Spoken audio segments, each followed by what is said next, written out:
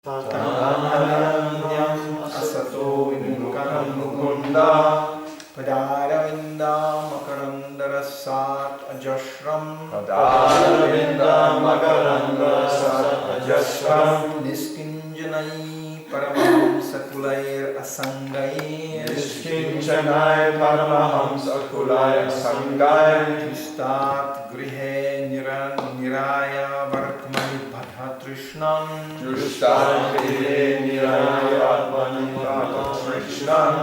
Tan anyadvam asato vimukhan mukunda Tan anyadvam asato vimukhan mukunda Padaravinda makarandarasat ajashram Padaravindam makarandarasat ajashram Niskinchanai paramahamsakulair asangai Niskinjanai paramahamsakulair asangai Justat grihe niraya vartmani bhadhatrishnam Justat grihe niraya vartmani bhadhatrishnam Tan anyadvam asato vimukhan mukunda Tan anyadvam asato vimukhan mukunda Padaravinda makarandarasat ajashram Padaravindam makarandarasat ajashram Niskinchanai paramahamsakulair asangai Niskinjanai paramahamsakulair asangai Justat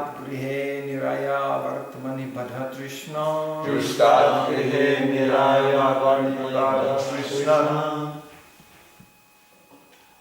Tan anayatvam asato vimukhan mukunda Tan anyadvam asato vimukhan mukunda Padaravindam makarandarasat ajashram Padaravindam makarandarasat ajashram Niskinjanai paramahamsakulair asangaya Niskinjanai paramahamsakulair asangai Justat grihe niraya vartmani bhadhatrishnam Justat grihe niraya vartmani bhadhatrishnam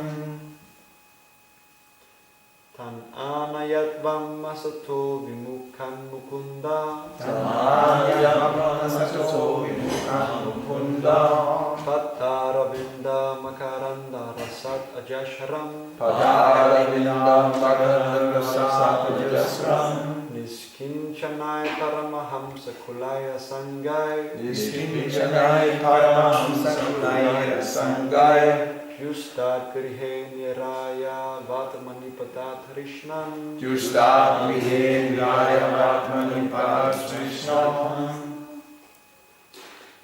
Tan them Then anyadvam ayatvam bring before me asataha asataha non-devotees non-devotees those who have not taken to Krishna consciousness those who have not taken to Krishna consciousness vimukhan who have turned against who have turned against Mukunda Mukunda of Mukunda the Supreme Personality of Godhead Adaravinda of the lotus feet Makaranda of the honey Rasa of the taste Ajasram continuously Niskinchanai by persons completely free from material attachment Paramahamsakulaihi by the Paramahamsas most exalted personalities Asangaihi who have no material attachment Yusta which is enjoyed Grihe to household life Niraya Vartmani the path leading to hell Bhadhatrishnam whose desires are bound Translation Paramahamsas are exalted persons who have no taste for material enjoyment and who drink the honey of the Lord's lotus feet. My dear servants, bring to me for punishment only persons who are averse to the taste of that honey. who do not associate with Paramahamsas and who are attached to family life and worldly enjoyment, which form the path to hell. Purport by Srila Prabhupada. After warning the Yamadutas not to approach devotees, Yamaraj now indicates who is to be brought before him. He specifically advises the Yamadutas to bring him the materialistic persons who are attached to household life merely for sex. As stated in Srimad Bhagavatam, Yamaituna Nikriyami Sukam Hitukcham, people are attached to household life for sex only. They are always harassed in many ways by their material engagements, and their only happiness is that after working very hard all day, at night they sleep and indulge in sex. Nidraya Vyate Naktam Vyavayana Chavavayaha. At night, materialistic householders sleep or indulge in sex life. Deva Chatehaya Rajan Kutumba Bharanenava. During the day, they are busy trying to find out where the money is, and if they get money, they spend it to maintain their families. Yamaraj specifically advises his servants to bring these persons to him for punishment and not bring the devotees who always lick the honey of the lotus feet of the Lord, who are equal to everyone and who try to preach Krishna consciousness because of sympathy for all living entities. Devotees are not liable to punishment by Yamaraj, but persons who have no information of Krishna consciousness cannot be protected by their material life of so-called family enjoyment. Srimad Bhagavatam says, Dhyapatyo kalatrashvatma sanyeshvastvapi tesham pramato nidhanam pashyanapi na pashyati. Such persons complacently believe that their nations, communities or families can protect them, unaware that all such valuable soldiers will be destroyed in due course of time. In conclusion, one should try to associate with persons who engage in devotional service 24 hours a day. Vishnu Padaya Krishna Pristaya Bhutale Srimate Bhaktivedanta Swami Tinamne Namaste Saraswati Devam Guruvan Prachami Nirvishesha Shnivari Prashkati Desatana. Paramahamsas are exalted persons who have no taste for material enjoyment, who drink the honey of the Lord's lotus feet. My dear servants, bring me for punishment only persons who are averse to the taste of that honey, who do not associate with Paramahamsas and who are attached to family life and worldly enjoyment, which form the path to hell. So we can see that even Yamaraj can be very poetic as he describes the devotion of Paramahamsas to those devotees who actually gather to lick the honey of the lotus feet of the Lord.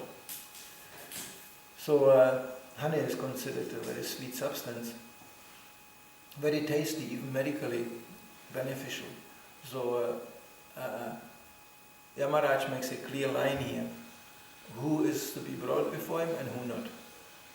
So in this collaborating with the statement in Nectar of Devotion that devotional service is all auspicious, it makes one antiseptic towards the reaction which constantly pour upon us while living in this material world.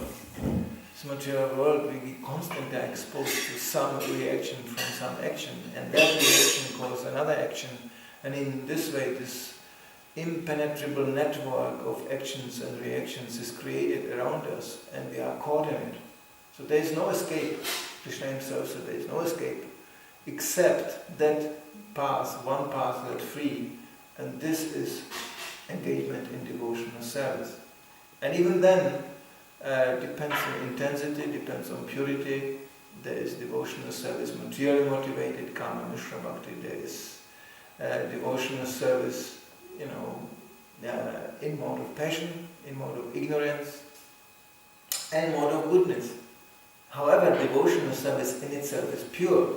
Like water is pure, but if it's colored, it looks like something else. Like water falling from the sky, coming in touch with earth, becomes mud. It's still water, but it's muddy. So devotional service in itself cannot be polluted, neither it depends on any material circumstance, but it can take material quality by the quality of the performer. So therefore one has to always, progress means to sharpen one's intelligence, to separate the devotional service in itself as a standard from the intention of the performer. Prematurely declaring oneself and others being Paramahamsa is deadly. As a matter of fact, it completely corresponds to the Mayavada idea that we are all one and the same. So, so progress in devotional service means more and more discrimination, not less. That's visible. It's like Srila Prabhupada's, therefore, Guru is considered heavy. You can see how Srila Prabhupada's preaching was progressing in dimension and in intensity along with the way he preached. If you study his lectures, you can see how mercifully he spread out the net of devotional service, catching the conditioned souls, wrapping them, installing them in positions they could perform devotional service. However, within 5-6 years, seeing them also progressing successfully on this path, many, he reveals the real nature of devotional service. It's uncompromising. There's no compromise with the material energy you do. No. Therefore, such a devotee is sometimes considered harsh, insensitive, fanatic. Oh, I can give you a whole range of designations. The more the intelligence becomes sharp, and so more it becomes dull. You think, no? As one of my Gopals rightly commented, the more you really start to understand or even appreciate what the karmas do, the more you can see how you are falling in Maya. Because, because Prabhupada used this word disgusting. He says, he quite innocently, he said, my friends were always inviting me to go to cinema. I didn't like. I didn't like. This word I didn't like was always there. It was known that Prabhupada was even, so to say, living as a grihastha, was a class on his own. Not always very pleasant to be with. Like he was always in a pushy mood. Always. Right away from his Gandhi days, always taking a controversial course. You can see practically all devotees who are joining and who are taking part, all persons who are even attracted to Krishna consciousness, are on some way in a controversial course, with the material energy and material society. They don't define it even philosophically like this. They instinctively feel this is not right. Yesterday I came in association with one really simple Shudra worker, a little bit older like me. And he was exactly on that course. It was so very easy to find the points of starting to actually explain to him, to bring him a little bit further. And he fully agreed. Starting with the fact, he said, nothing is right in this society. And he compared it with the days he grew up, simply on basis of moral values. Therefore, it's so deadly in the name of spiritual life to compromise moral values, because then you lose the rest of the preaching automatically.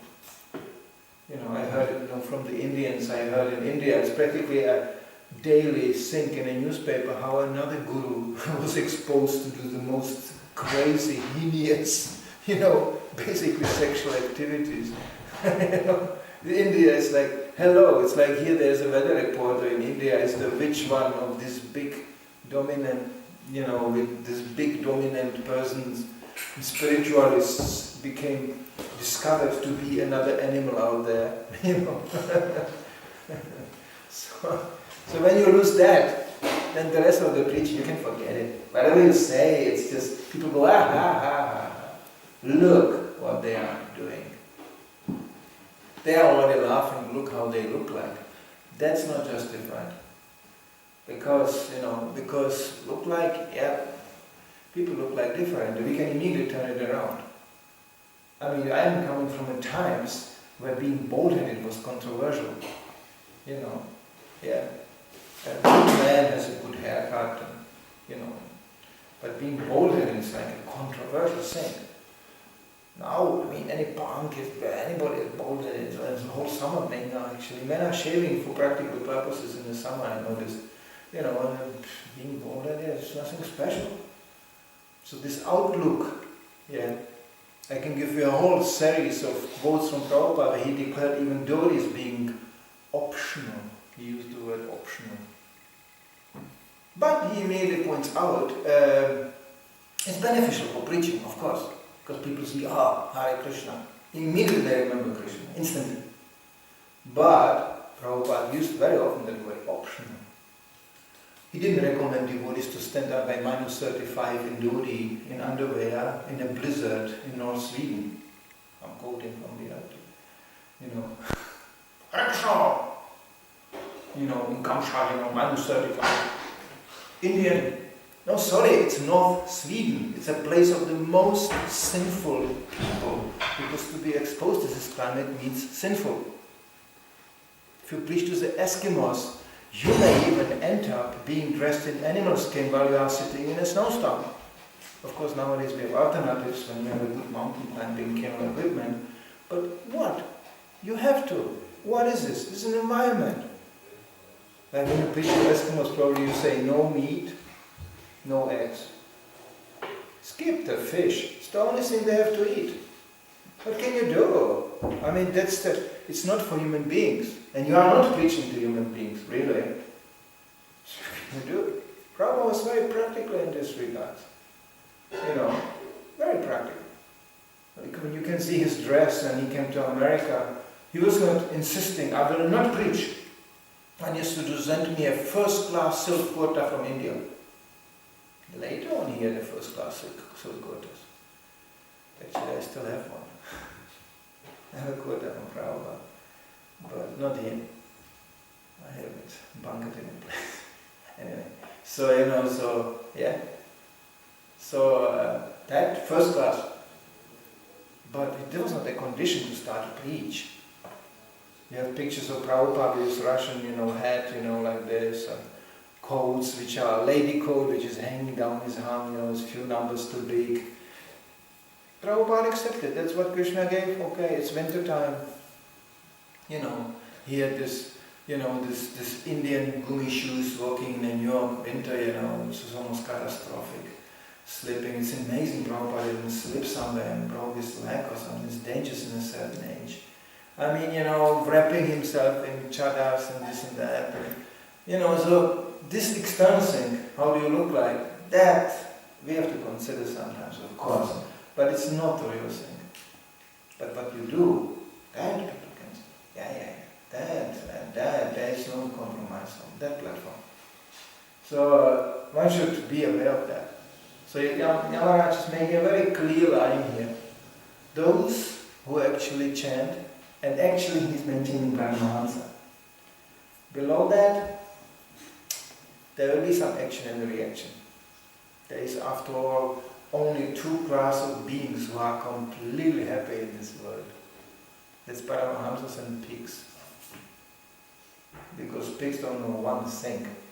And Paramahamsas, they are not part of this, really. Then you can be happy, totally. But this, but actually the karma is beating us, whipping us on the back. Well, better we are realistic. Prabhupada actually inspired us when he came to Germany. He could confirm that. He said, for Germans especially inspiring, he said, first work, then samadhi. And Germans were going, horrible! You know? And they were completely violent. But yeah, we can overdo it also on the other side. Don't worry, that's not a Danish problem. Don't worry. But you know, it's you know, yeah. But it's not first samadhi and then work. No. It's first work and then samadhi. And work brings you immediately in conflict with the material energy. Whatever you do, even now we are sitting here kind of, we get up, we are in conflict with the material energy. Immediately, the leg is not working. You look at somebody, he looks at you, you think, why is he looking like this? What did I do to him? Huh? No, he's just tired, that's all. Yeah. Sometimes you give lecture and devotees go,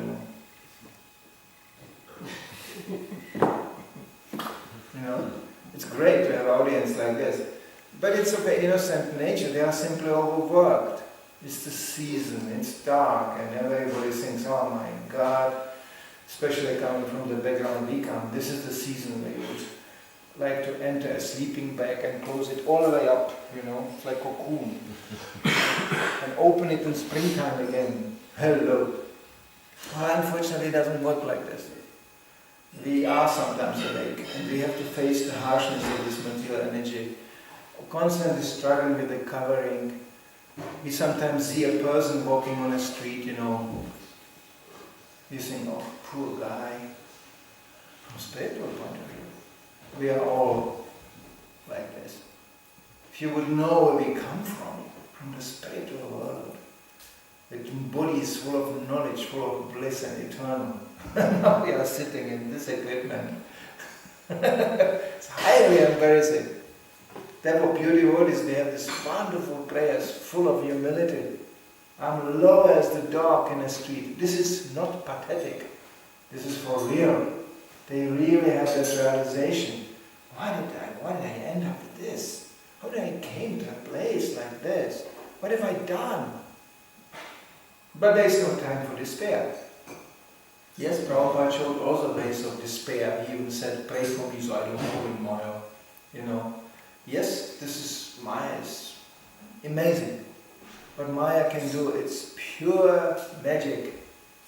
She can turn anybody of us into anything you can imagine, including mutating in next lifetime in another animal form of any kind. We see a bird on a tree, we don't think, oh, that could have been me in the last lifetime or something like that. No, good, yeah. Maya can give you even a whole body. And even in this human form, we saw devotees mutating into unrecognizable forms. Sakitanki, joy! And then 20 years down the line, good morning. Hello, my name is Hardy. Hey, Hamza Prabhu, what happened? I'm not Hamza Prabhu. As one of my mutating godbrothers said, I grew out of it. It's a great statement. Certainly he grew out of it, but where? There's two directions you can grow out of it. Down and up. Not much to choose from. So here he grew out of it. Down. You grew out of it down. Assuming the lifestyle of a rainworm, they also grow out of it always. They're always down there. So this is Maya. Very dangerous. It's scary. But people can change, how they can change. Prabhupada said, change of body means change of mind. It happens every second. So that's how we change the body. You change your mind, you change your consciousness, mutate along your material desires. There will be no more Krishna consciousness like real left. It's there, conserved. It never goes in vain, but it's covered. And then you feel suddenly the great enthusiasm. Maya can make you so energetic. Yeah, that's it. Now I understand. Great.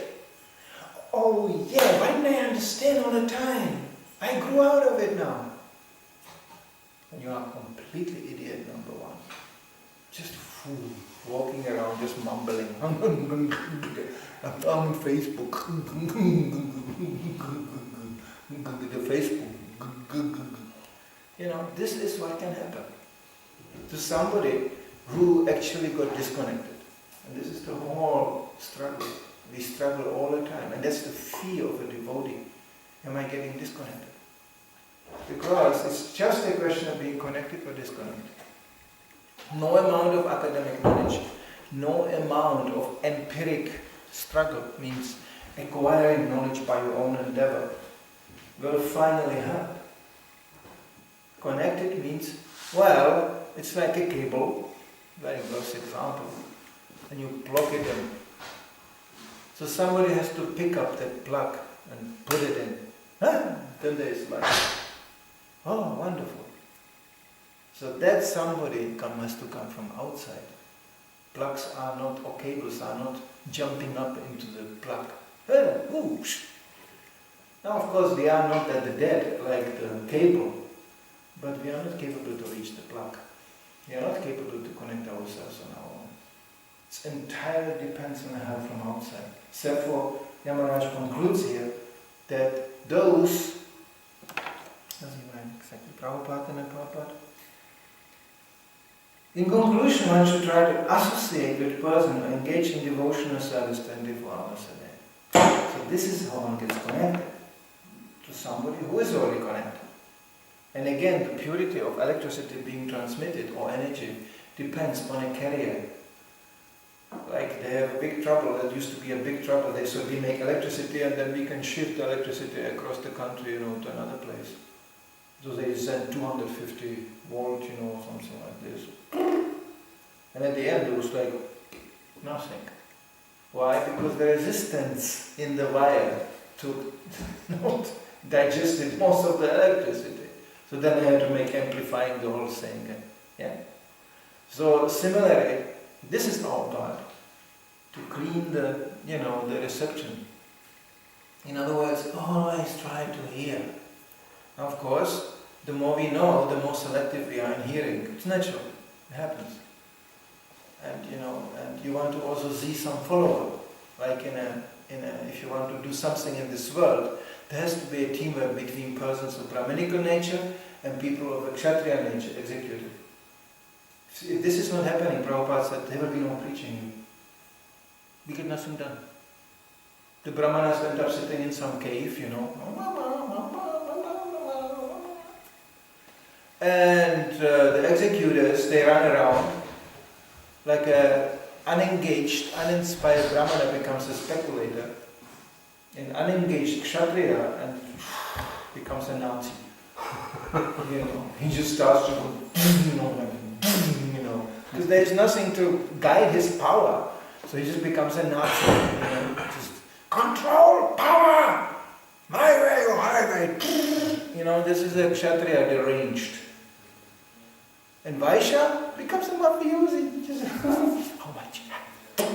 Laundering money and Shudra becomes a communist. Just more bread for free, more bread for free, more beer for free, more beer for free. This is what happens when you take the Vedic concept out. Completely, and that's what we have today. Not only that, but today they turn it upside down. It's not just frustrated, deranged members of some, potential member. You can make a Vanashama out of this. It's no problem. It's already here. Prabhupada said, anywhere you go, you will find 4 classes of men in some form. It's just a question of setting it right and making it clear to people. There is no embarrassment to be a Shudra. Very noble personality if he is properly engaged, properly situated. So this Prabhupada didn't reveal in the beginning. In the beginning, he just dropped the holy name and connect them to holy name. Connect them to Krishna by any means. Whoever you are, connect yourself to Krishna. And then as the consciousness wakes up and we become more alert that we are not this body, then we can also discuss what kind of body we are not. In the beginning it's hopeless because you find it always when you discuss with so-called spiritualists in the material world, they speak about the soul but they mean the mind. Always. Always. There's no idea. They have no idea what the soul is. You speak to some priest in Sweden, I spoke to priests, they were sexual advisors, counselors. When you have bad sex life problem, you go to a priest. Things like this happens. Unbelievable. It's just like completely deranged. They have no concept of the soul. So that Prabhupada established first, that we are not this body. And as we are not this body and we get the idea and we practice and get some